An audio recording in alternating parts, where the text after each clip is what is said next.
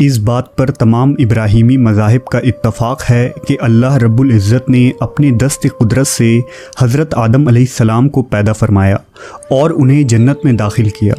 कुछ अरसे बाद आदम की दिलजोई के लिए अल्लाह ने आपके बाएं पसली से अम्मा हव्वा को पैदा किया और दोनों बहिश्त में रहने के बाद इस ज़मीन पर तशरीफ़ लाए। इस तरह आज दुनिया में आबाद तमाम लोग हज़रत आदम और हव्वा की औलाद हैं। लेकिन जूज़ माइथोलॉजी में तारीख़ इंसानी की एक मुख्तलिफ कहानी मिलती है जिसे सुनकर हर शख्स हैरान रह जाता है। दरअसल यहूदियों की मुक़द्दस किताब तिलमुद के मुताबिक हज़रत हव्वा आदम अलैहिस्सलाम की पहली बीवी नहीं थी, बल्कि उनसे पहले एक औरत की तख्लीक हुई थी जिसका नाम लिलित था। लिलित खुसूसियत और मर्तबे में आदम के बराबर थी, क्योंकि ज़मीन से फरिश्तों ने जिस मिट्टी को लाया था उस मिट्टी से आदम की तख्लीक हुई और उसी मिट्टी के बचे हुए हिस्से से लिलित को पैदा किया गया। इस तरह आदम और लिलित दोनों जन्नत के ईडन नामी बाग में रहा करते थे। आदम और लिलित के दरमियान अव्वल दिन से ही इख्तिलाफ पैदा हो गया, क्योंकि आदम का मानना ये था कि वो लिलित से बेहतर हैं और जिनसी एतबार से लिलित का दर्जा उनसे कम होगा, जबकि लिलित हर सूरत उसे तस्लीम करने के लिए तैयार न थी और वो खुद को आदम के बराबर ख्याल करती थी। लिहाजा इस बराबरी की लड़ाई में दोनों के दरमियान शदीद इख्तिलाफ पैदा हुआ और दोनों एक साथ न रह पाए। आखिरकार एक दिन लिलित ने शैतान से कुछ इस्म आज़म सीखे और इनका विर्द करके जन्नत से उड़ गई। आदम ने खुदावंद से फरमाया, ए खुदावंद, वो औरत जो तूने मेरे दिल बहलाने के खातिर दी थी वो भाग गई है। लिहाजा खुदावंद ने 3 फरिश्तों को लिलित की तलाश में रवाना किया। फरिश्तों को लिलित एक समुंदर के दरमियान गोते लगाते हुए दिखी, लिहाजा उन्होंने उसे वापस चलने को कहा, लेकिन लिलित ने चलने से इनकार कर दिया।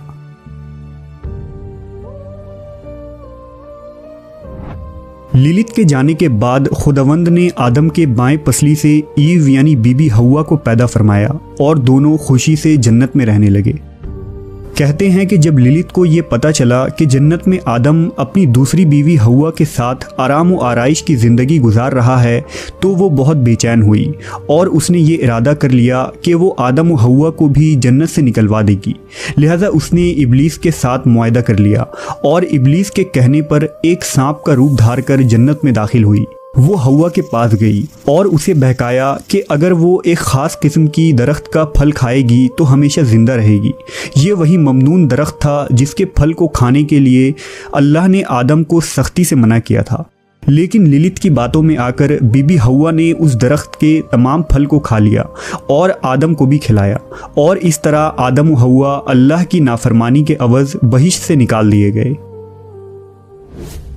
लिलित नामी इस औरत का जिक्र ना ही मौजूदा बाइबल में मौजूद है, ना ही मूसा अलैहिस्सलाम के सहीफ़े यानी अहदनामा कदीम में कहीं मौजूद है। तो अब सवाल ये पैदा होता है कि लिलित नामी इस औरत की ये मनगढ़ंत कहानी यहूदियों में क्यों मशहूर हुई। दरअसल अहदनामा कदीम के अलावा यहूदी एक और सहीफ़े पर ईमान रखते हैं जिसे तिलमुद कहा जाता है। यहूदी रब्बी के मुताबिक तिलमुद ही वो असल सहीफ़ा है जो मूसा पर नाजिल हुआ था। तारीख़ के मुताले से ये पता चलता है कि जब बुख्त नसर ने यरूशलेम पर हमला किया तो उसने इस शहर को तबाह करने के बाद तमाम यहूदी उलमा और सालिहीन को ग़ुलाम बनाकर अपने साथ बाबुल ले गया। बाबुल शहर में यहूदियों के लिए तिल अबीब नामी एक बस्ती बसाई गई, जहाँ यहूदी मकामी बाबली लोगों के साथ रहने लगे। बाबुल में सैकड़ों साल रहने की वजह से यहूदियों ने यहाँ के मुख्तलिफ हुनर और उलूम सीखे। इसी दौरान यहूदियों ने बाबुली लोगों के अफसाने और माइथोलॉजी को तौरेत में शामिल कर लिया।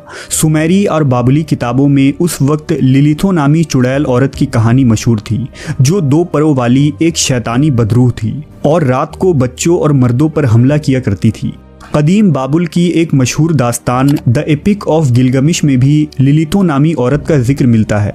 लिहाजा यहूदी रब्बियों और उलमा ने लिलिथो के इस अफसानवी किरदार को अपनी किताब तिलमुद में भी शामिल कर लिया। जूस माइथोलॉजी में अगर लिलित की जिस्मानी हैयत की बात की जाए तो ये कहा जाता है कि लिलित के 2 पर हैं जिनकी मदद से ये उड़ती है। लिलित हामला औरतों, छोटे बच्चों और मर्दों की खास दुश्मन है। लिलित रात के अंधेरों में नमूदार होती है और किसी भी हामला औरत को नुकसान पहुंचाती है और छोटे बच्चों को उठाकर ले जाती है। इसके अलावा नौजवान औरतों और मर्दों को जिना जैसे गंदे और हराम फेल पर भी उकसाती है।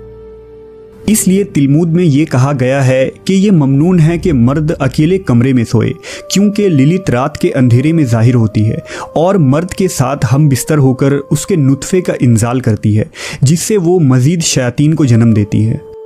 वहीं दूसरी तरफ लिलित को मानने वालों का कहना है कि लिलित की कहानी दुनिया के बहुत सारे आसमानी किताबों, असातीरों और देवमालाई किस्सों में मौजूद है।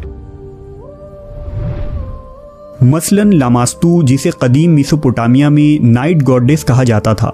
लामास्तु एक खूबसूरत बदरू औरत की हैसियत से मशहूर है, जिसे कदीम मेसोपोटामियन जिनसी ख्वाहिश की देवी मानते हैं और जो रात के वक्त नमूदार होकर हामला औरतों पर हमला करती हैं और उनके बच्चों को उठाकर ले जाती हैं।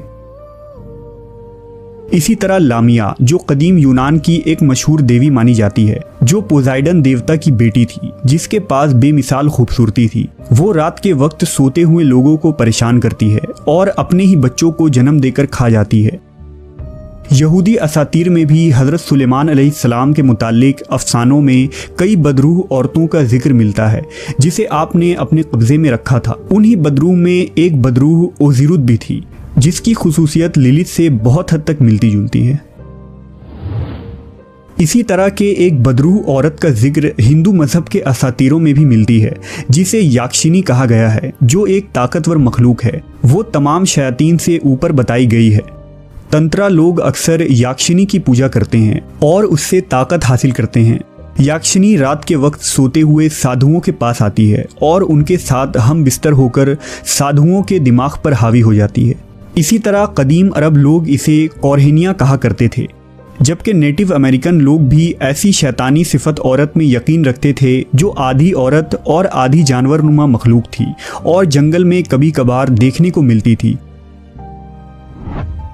कहते हैं कि आदम से अलग होने के बाद लिलित इब्लीस के ख़ास साथियों में शामिल हो चुकी थी। इसलिए अहले यहूद और शयातीन फ़िरके के लोग, जिन्हें कबालिस्ट भी कहा जाता है, ये लोग जादू टोने और सिफली इल्म सीखने और सिखाने के लिए लिलित की पूजा किया करते हैं। दौर अहद वस्ता में दुनिया भर की चुड़ैलें तरह तरह के सिफली अमलियात करके लिलित को खुश करने की कोशिश किया करती थी, जिसमें वो जानवरों की बलि देकर और अपना खून लिलित को चढ़ाकर उससे जुड़ने की कोशिश करती हैं। साल 1899 में चार्ल्स लेलैंड ने अरादिया और द गॉस्पेल ऑफ विचर्स नामी किताब की तसनीफ़ की, जिसमें अरादिया नामी एक शैतान सिफत औरत का जिक्र मिलता है, जो इस ज़मीन पर आकर काले जादू और सिफली इल्म लोगों को सिखाती है। चार्ल्स ने लिलित को ही अरादिया का दूसरा नाम करार दिया है और बताया है कि चुड़ैल और कबाला इल्म के माहिरीन कदीम ज़माने से ही लिलित की पूजा करते आए हैं, जो इस कायनात की कदीम तरीन मखलूक है। इसमें कोई शक नहीं कि लिलित का ये किरदार और इससे जुड़ी तमाम बातें सिर्फ और सिर्फ किस्से, कहानियाँ और खुराफात हैं, और आज भी अहले यहूद लिलित को ही हज़रत आदम अलैहिस्सलाम की पहली बीवी समझते हैं। लेकिन अगर लिलित की किरदार में कोई हकीकत होती तो कुरान मजीद में इसका कोई जिक्र ज़रूर मौजूद होता। कुरान मजीद इस मौजू पर साफ नज़रिया पेश करता है कि पहले आदम अलैहिस्सलाम की तख्लीक हुई और फिर बीबी हव्वा की, और इस तरह बनी नू इंसान इस जोड़े से वजूद में आए। अगर इस दौरे जदीद की बात की जाए तो लिलित को एक ऐसी औरत के तौर पर पेश किया जाता है जो औरतों की आज़ादी की अलम बरदार है, जबकि ये बात अकल के बईद है कि एक शैतान को इस कदर अहमियत दी जाए। इसका अंदाज़ा इस बात से लगाया जा सकता है कि लिलित के नाम से वेस्ट में नॉवेल, शायरी और म्यूज़िक कंपोज किए जाते हैं, और लिलित को आज़ादी के लिए जद्दोजहद करने वाली एक अजीम औरत के तौर पर पेश किया जाता है, जो औरतों के हक के लिए आदम के खिलाफ हो गई और उसने खुदा से बगावत की। यही नज़रिया जदीद यूरोप में परवान चढ़ा, जहाँ फेमिनिज़म के नाम पर ख़वातीन जिनसी ताल्लुकात की मुकम्मल आज़ादी चाहती हैं। यहाँ सबसे बड़ा सवाल यह है कि अगर कोई शख्स सब कुछ कुर्बान करके सिर्फ अपना आप बचा लेता है तो उसने क्या हासिल किया।